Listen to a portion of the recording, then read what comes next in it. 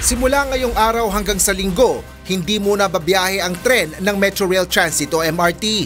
Kaugnay ito ng taunang general maintenance sa mga bagon, riles, electrical systems at pasilidad ng lahat ng istasyon ng MRT. Ayon kay MRT3 Director for Operations Mike Kapati, maraming kailangang ayusin sa buong sistema ng MRT kaya tatagal ng 1 linggo ang shutdown ng kanilang operasyon. After this, we'll have a more train availability, mas mabilis ang headway natin, ibig sabihin yung pag-iintay.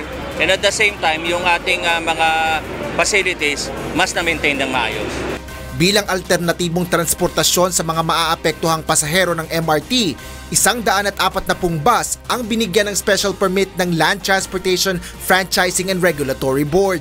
Magsasakay at magbababa ang mga naturang bus sa lahat ng northbound at southbound stations ng MRT3 mula alas 5 ng madaling araw hanggang alas 9 ng gabi. Ang pamasahe sa mga naturang bus ay katulad din ng ibinabayad sa MRT3.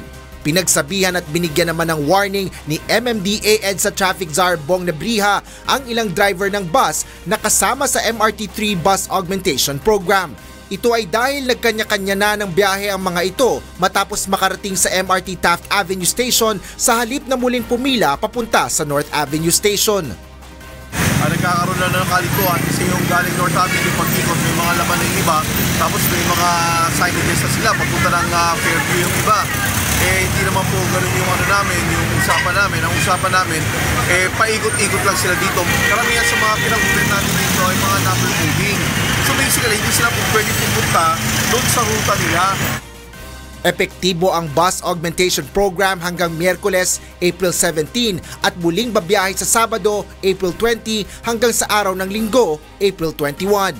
Samantala, wala namang biyahe ang LRT Line 1 at 2 sa April 18 hanggang April 21 para magsagawa rin ng maintenance sa kanilang sistema.